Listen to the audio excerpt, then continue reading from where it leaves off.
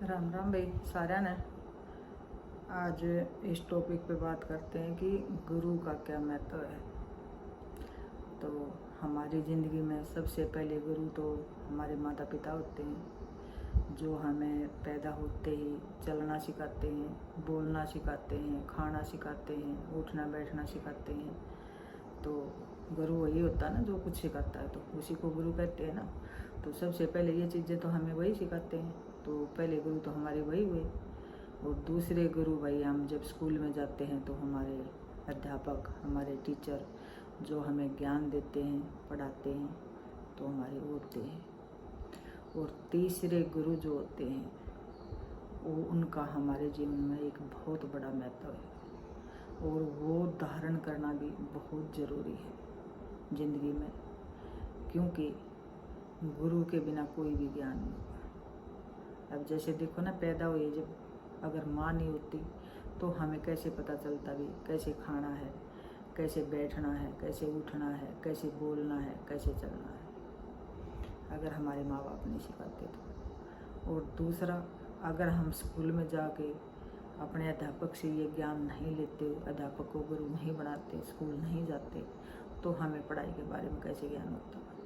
तो इसीलिए तीसरे गुरु का बहुत ही बड़ा महत्व है, और वो हमारी ज़िंदगी में बहुत बड़ा रोल अदा करता है। तो उस गुरु की महिमा सबसे अपरंपार है, और वो गुरु बनाना हमारे लिए बहुत ज़रूरी भी है, क्योंकि गुरु के बिना ज्ञान नहीं है। तो हमें आगे अपने जीवन का ज्ञान देने के लिए वो गुरु बनाना बहुत ही ज़रूरी है। तो इसीलिए हम गुरु को बनाएं। गुरु कोई भी हो, माड़ा नहीं होता। गुरु कोई भी शिक्षा गलत नहीं देता। वो हमारे ऊपर है कि हम उससे क्या ग्रहण कर रहे हैं और कितना सीख रहे हैं। हर बात के दो पहलू होते हैं, नेगेटिव भी होता है, पॉजिटिव भी होता है। वो हमारे ऊपर है, हम क्या ग्रहण कर रहे हैं। गुरु कभी भी कोई गलत शिक्षा नहीं देता, कभी भी कोई गलत बात नहीं बताता, लेकिन गुरु के बिना ज्ञान नहीं होता। अगर गुरु के बिना ज्ञान होता तो एकलव्य जिस टाइम तीर चलाने की विद्या लेने के लिए गुरु द्रोणाचार्य के पास गई, तो गुरु द्रोणाचार्य ने उनको मना कर दिया, क्योंकि वो शुद्ध था। तो इसलिए वो कह रहे थे भी क्षत्रिय को देते हैं शिक्षा, ये आपको नहीं दे सकते। तो उसने वहीं से मन में उसको अपना गुरु धारण कर लिया, उसको अपना गुरु मान लिया। लेकिन उसकी शिक्षा देने पर, मना करने के पर, उसने उसी का स्वरूप एक मिट्टी का बनाया और उसको अपने सामने रख लिया। आप देखो, अर्जुन के ऊपर उसने, गुरु द्रोणाचार्य ने मेहनत की होगी, उसको बताया होगा कि ऐसे तीर पकड़ो, ऐसे चलाओ, आप ऐसे करोगे तो ऐसे परफेक्ट बनोगे, ये बनोगे। लेकिन उस मिट्टी के बुत ने तो कुछ भी नहीं बताया ना उसको। लेकिन उसने सबसे बड़ा महत्व क्या था कि उसने उसको गुरु धारण कर लिया। और कहते हैं ना, विश्वास, उसने उसके ऊपर विश्वास किया कि यही मेरा गुरु है। और विश्वास, आज भी ये कहावत है, उसी की कहावत है ये, कि मिट्टी पे भी विश्वास कर लेना तो उसमें भी भगवान ने आना पड़ता है। उस मिट्टी में भगवान ने प्रवेश होकर उसका इतना परफेक्ट बना दिया कि वो अर्जुन से ऊपर निकल गया। ना कि उसको किसी ने बताया कि ऐसे तीर पकड़, लेकिन उसने उसके दृढ़ विश्वास में उसने दृढ़ विश्वास किया, और उस दृढ़ विश्वास ने वो एक परफेक्ट शिष्य अर्जुन से भी ऊपर निकाल दिया। तो इसीलिए हम गुरु धारण ज़रूर करें, लेकिन गुरु धारण करने का फ़ायदा तब है तब हम उस पर इतना ही दृढ़ विश्वास भी करें, वरना कोई फ़ायदा नहीं है। हमने कोई भी गुरु बना लिया, गुरु हमारे लिए गुरु है। गुरु का दर्जा भगवान से बढ़कर है, क्योंकि श्री कृष्ण जी ने भी कहा है ना कि गुरु गोविंद दोगु कढ़े काके लागू पाए, बलिहारी गुरु आपने जिन्हें गोविंद दिया मिलाए। क्योंकि गुरु का दर्जा भगवान से ऊपर है। हमने भगवान से ऊपर क्यों माना? उसने भी कहा ना कि गुरु और गोविंद, भगवान और मेरे गुरु दोनों खड़े हैं, तो मैं किसके पैर छूऊं? तो तब भगवान ने, उसने कहा था कि बलिहारी गुरु आपने जिन्हें गोविंद दिया मिलाए। भी अपने गुरु के बलिहारी जाऊंगा मैं, क्योंकि मुझे तो भगवान का पता ही नहीं था कि भगवान कहाँ रहता है, कैसे मिलता है भी, कैसे उसको खोजूं, कैसे पाऊं। उसको खोजने का, भक्ति करने का तरीका, उसको खोजने का तरीका तो एक गुरु ही दे सकता ना, बता सकता ना। तो इसीलिए गुरु का दर्जा हमेशा भगवान से ऊपर होता है। तो गुरु की हमेशा दृढ़ विश्वास होना चाहिए और गुरु के प्रति बहुत ही प्यार और सम्मान होना चाहिए। तो तब फायदा है गुरु बनाने का, वरना कोई फ़ायदा नहीं है।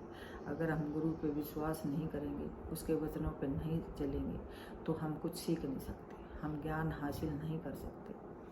क्योंकि ज्ञान हासिल करने के लिए गुरु के चरणों में बैठना ज़रूरी है, उसकी आज्ञा का पालन करना ज़रूरी है। जिस तरह से महाभारत के युद्ध में जब श्री कृष्ण उसके सारथी बन के अर्जुन युद्ध के मैदान में लेकर गए और उसने अपने परिवारजनों को देखा तो युद्ध करने से मना कर दिया, क्योंकि वो दुखी हो गया कि मैं किस पे तीर चलाऊं। तो तब श्री कृष्ण जी ने कहा कि हे अर्जुन, मैं आपको एक ज्ञान देता हूँ। क्योंकि श्री कृष्ण को तो अंत करना था ना, भी युद्ध तो होना जरूरी था, क्योंकि बुराई का अंत करना था और युद्ध होना जरूरी था, तो कृष्ण को युद्ध करना जरूरी था। तो कृष्ण को युद्ध करने के लिए, प्रेरित करने के लिए उसको ज्ञान होना जरूरी था। तो तब श्री कृष्ण ने कहा कि मैं आपको ज्ञान देता हूँ। तो अर्जुन बोले, हे माधव, इस समय आपसे मैं पाने के कुछ भी काबिल नहीं हूँ। इस समय आप इस जगह पर बैठकर मैं आपसे कुछ भी नहीं पाने के योग्य हूँ, क्योंकि जहाँ पे मैं बैठा हूँ इस अर्थ में मैं मालिक की जगह बैठा हूँ और आप सारथी हैं, तो मैं आपसे क्या ले सकता हूँ। तो इसलिए मुझे आपसे कुछ पाने के लिए पहले नीचे आपके कदमों में बैठना होगा, आपके चरणों में बैठना होगा। तो रथ से उतर कर नीचे श्री कृष्ण जी के चरणों में बैठ गया अर्जुन, और तब श्री कृष्ण जी ने उसको गीता का ज्ञान सुनाया। तब अर्जुन को ज्ञान हुआ और युद्ध में विजयी हुआ। तो इसीलिए गुरु से कुछ पाने के लिए नीवा होकर उसके चरणों में बैठना जरूरी है, उसके वचनों पर अमल करना जरूरी है, उस पर हमें दृढ़ विश्वास करना जरूरी है। तभी हम गुरु से कुछ पा सकते हैं। गुरु से हम उसकी निंदा करके या बुराई करके कुछ हासिल नहीं कर सकते, ना कोई गुरु बनाने का फ़ायदा है। निंदा तो हमने किसी पर आदमी की भी नहीं करनी चाहिए, वो तो एक संत हैं, संता की निंदा तो कभी भी नहीं चाहिए। गुरु कोई भी, ये नहीं भी अपना किसी भी संत की निंदा नहीं करनी चाहिए। संत तो किसी आम आदमी, बुराई तो किसी, निंदा चुगली तो किसी आम आदमी की भी नहीं करनी चाहिए, क्योंकि किसी की निंदा करने से हम उसके भारों का बोझ, उसके कर्मों का भार अपने ऊपर ले लेते हैं। तो इसीलिए श्री कृष्ण जी भी कहते हैं, अगर बुराई करनी है, चुगली करनी है, तो अपने माँ बाप की कर लो, कम से कम कुछ उनके भार तो हल्का कर सकें, ना कि दूसरों का। तो इसलिए हमने किसी की भी बुराई नहीं करनी चाहिए। संतों की तो करके हमने दोजख में, नरक में भी जगह नहीं है, तो इसलिए हमने कभी संतों की बुराई नहीं करनी चाहिए और उन पर दृढ़ विश्वास करना चाहिए। और गुरु धारण इसलिए करना चाहिए क्योंकि ये इंसानी चोला जो मिला है, ये बहुत मुश्किल से मिला है। 84 लाख जूने के बाद इंसानी चोला नसीब हुआ है। तो ये चोला मालिक ने खुद मुख्तार बनाया है, और इसी चोले में आकर हम भगवान को पा सकते हैं, मुक्ति को हासिल कर सकते हैं। क्योंकि ना तो कोई पशु पक्षी भक्ति करके भगवान को पा सकता, और ना ही भाई कोई जीव जंतु पा सकता है। तो इसीलिए इंसान को खुद मुख्तारी और सरदारी दी है। तो इंसान रूपी चोले में ही हम गुरु धारण करके अच्छे काम करें, गुरु की शिक्षा पर चलें, गुरु के वचनों पर अमल करें और हम ज्ञान हासिल करें। गुरु ही हमें ज्ञान से परिपूर्ण कर सकता है, गुरु हमें करुणा से भर सकता है, गुरु हमें इंसानियत के रास्ते पर चला सकता है, और गुरु ही हमें एक परिपूर्ण इंसान बना सकता है। क्योंकि गुरु की शिक्षा पर चलते हुए हम ऐसे नेक काम करते हैं कि इस दुनिया में छाप छोड़ जाती है। बाकी तो भाई कीड़े मकोड़ों की तरह दुनिया मरती रहती है, लेकिन जिसने भी गुरु धारण करके अच्छे काम किए वो दुनिया में एक छाप छोड़ गए। और इसी तरह हम भी, ये इंसानी चोला मिला है, तो इसको अच्छे